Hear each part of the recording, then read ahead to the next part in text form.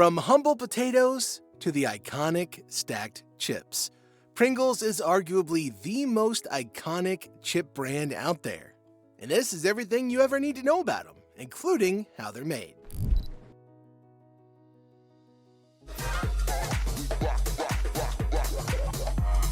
Pringles, not just a snack, but a revolution in a can. Pringles, the revolutionary product, began as a bold attempt to redefine the potato chip experience. In the 1950s, an era of suburban dreams and culinary disasters, the potato chip was a mess, oily, irregular, and fragile. Opening a bag was a gamble. You either got a greasy fistful of crumbs or a face full of stale air. However, there was a person who had come along and change everything. Dr. Frederick Bauer, an organic chemist at Procter & Gamble. He wasn't looking for a recipe, he was looking for an architecture. In 1956, he began designing a chip that defied nature. He abandoned the inconsistent slice for a uniform dough of potato flakes. Using advanced geometry, he sculpted the hyperbolic paraboloid, a saddle-shaped design to stack with near-perfect mathematical precision. But his revolution needed a fortress. He engineered the foil-lined cylinder, a vacuum-sealed vault that promised freshness for months. And yet, the project failed. The shape was perfect, but the taste was industrial. It sat on a shelf for a decade until researcher Alexander Lipa picked up the torch in the mid-60s, finally cracking the code on flavor. When they hit the market in 1968, they were a shock to the system. They weren't chips, they were crisps. While critics mocked the space-age uniformity, the world couldn't stop popping. Today's subject is chips. Chips? I love chips. I've got the fever for the flavor of Pringles. The people For the flavor of a Pringles. It's the deep fried taste, it's the crisp. By the 1980s, the Pringles revolution was complete. What started as a chemist's obsession with geometry had become a global icon, proving that in the world of snacks, it's not just about the potato, it's about the engineering. Today, Pringles generates over $3 billion annually, with the United States being the largest market. Its iconic packaging featuring the mustachioed gentleman is recognized in more than 150 countries. Each can is carefully tailored with flavors that resonate with local tastes, from spicy wasabi in Japan to chili lime in Mexico.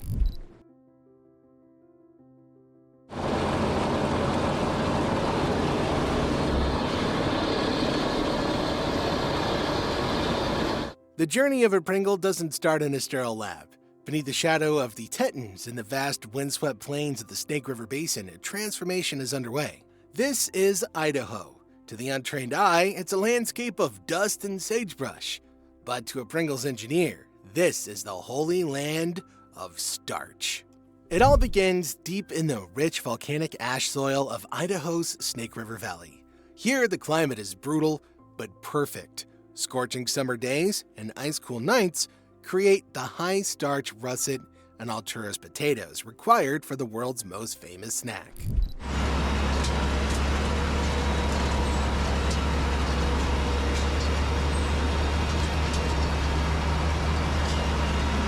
It's September, harvest time. On a farm like this, timing is everything. In a high-stakes race against the first autumn frost, state-of-the-art Sputnik harvesters and windrowers move with surgical precision. Unlike traditional chip making, where every blemish might ruin a slice, these potatoes are destined for a different fate. They are plucked from the earth and conveyed into a fleet of semi-trailers already being screened by sensors for uniform quality. What follows is a sophisticated separation process. Vibrating screens shake away soil, roots, and stones without damaging the potatoes' delicate skins. Specialized harvesters then scoop up the clean potatoes, feeding them onto conveyors that remove any remaining dirt before loading them into transport trucks.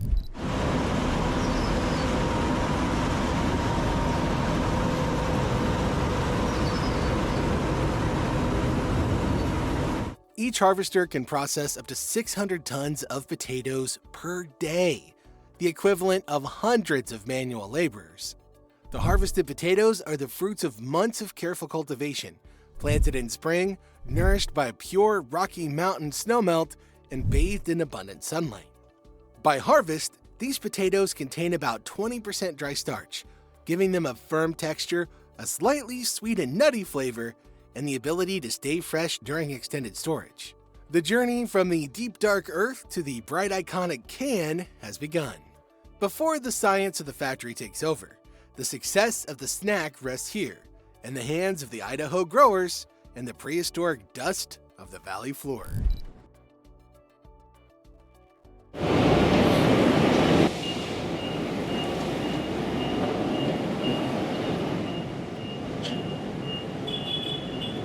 The trucks arrive, but not every potato is invited to the revolution. As they hit the factory conveyor, a high-speed gauntlet begins. Digital eyes and mechanical hands ruthlessly cull the small, the bruised, and the misshapen. Only the elite potatoes survive. The winners are ushered into the Great Cold, massive atmospheric vaults locked at a precise 9 degrees Celsius. Within this 95% humidity sanctuary, time stands still. The meticulous climate control guards the precious starch, preventing every wrinkle and sprout. Here, the Idaho Gold waits in suspended animation, perfectly preserved for its final crispy destiny.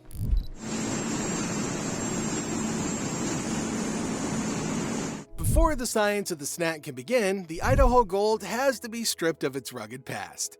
They enter a recirculating whirlpool washing system where high-pressure water jets and vibrating conveyors tumble them gently, removing mud, pebbles, and other impurities. The washing tanks can hold up to 40,000 liters of water and clean 20 to 25 tons of potatoes per hour.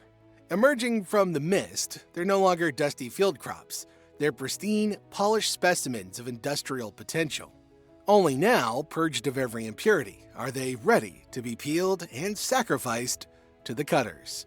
The transformation has officially begun.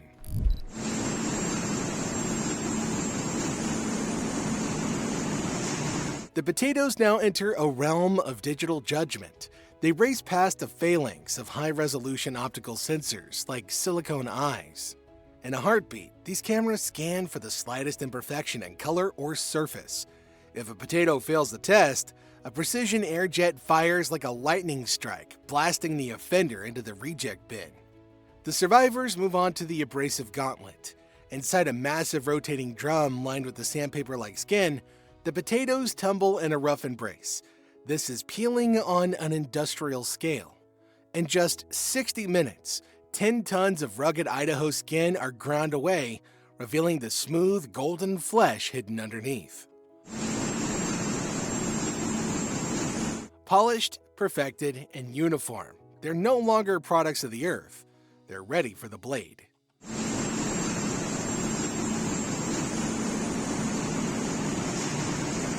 The golden tubers now face the heat gauntlet. First, a plunge into the blanching vats softens their resolve, preparing the flesh for a violent transformation. They're swept into a cutting chamber, a whirlwind of spinning at a staggering 1,200 revolutions per minute. Within this storm, the potatoes are obliterated, sliced, and diced into perfect, uniform cubes in the blink of an eye. But the true alchemy happens in the pressure vault. The cubes are blasted with saturated steam, a process that gelatinizes the starch at a molecular level. This isn't just cooking, this is structural rebirth.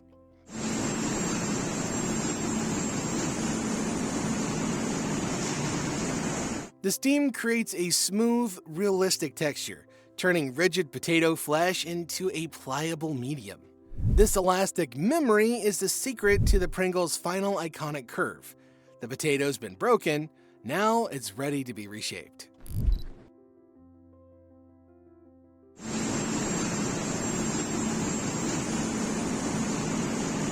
The cooled potato pieces become a smooth paste, filtered until only pure starch remains. It's then spread onto massive, steam-heated drying drums. Instantly, the water evaporates, leaving behind a paper-thin veil. This is the defining moment, the potato powder. This fine dust is blended with the precise recipe of rice flour, wheat starch, cornstarch, salt, maltodextrin, and emulsifiers. The result is unlike any other snack dough on Earth. Moist, pale yellow, and incredibly elastic. This engineered potato sand is the Pringles blueprint, ready to be pressed, shaped, and fried into the geometrically perfect crisp that we all know and love today. The natural potato is gone. The Pringle has arrived.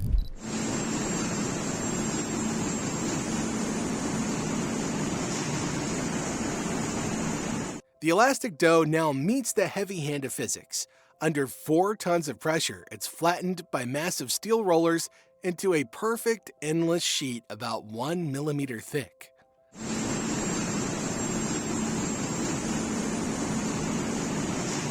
Suddenly, a rolling cutter strikes with the precision of a master tailor, stamping out identical ovals, the dovals. But a Pringle can't be flat. The ovals are swept onto a specialized conveyor where they're pressed into hyperbolic paraboloid shapes. This mathematical saddle shape is a masterpiece of structural engineering designed to withstand immense pressure while remaining thin. Locked into metal molds, they dive into the fryer for exactly 11 seconds. Frying is the most critical stage. As the dough slices hit hot oil, the edges firm while the center gently puffs up, forming the iconic double-curved saddle shape, a hyperbolic paraboloid mathematically designed to fit perfectly in a can.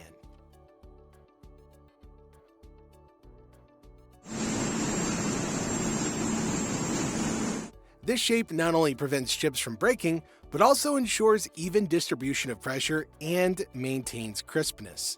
It's a unique engineering feat that no other chip can replicate.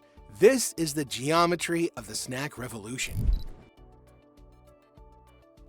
As the chips emerge from their golden bath, they face the final, most crucial rite of passage, the seasoning waterfall. Unlike traditional chips tossed in a tumbler, Pringles move with military precision beneath a cascading curtain of flavor. The spice is applied to only one side, the top, ensuring that the moment it hits your tongue, the flavor profile is immediate and intense. From the smoky depths of Texas barbecue to the sharp tang of salt and vinegar, these powders are engineered to stick.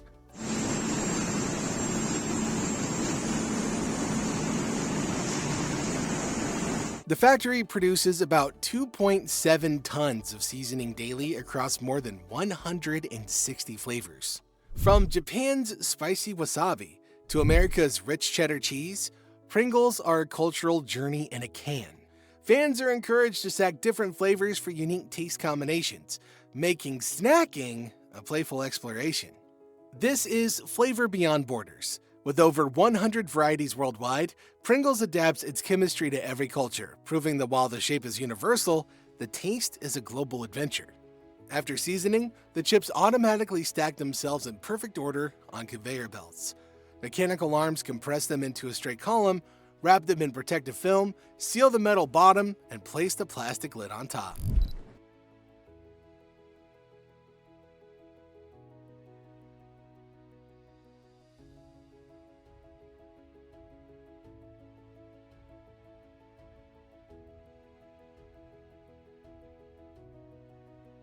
Cans are packed into cardboard boxes, typically holding 12 to 24 cans each.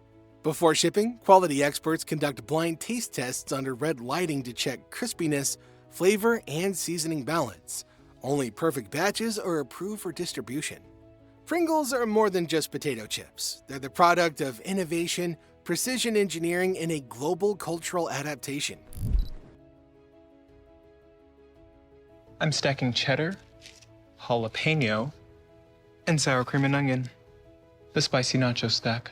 How many Pringles flavor stack combinations are there? 318,000. From the fertile fields of Idaho to the cutting-edge factory machines, every step is meticulously designed to deliver a perfect snack experience.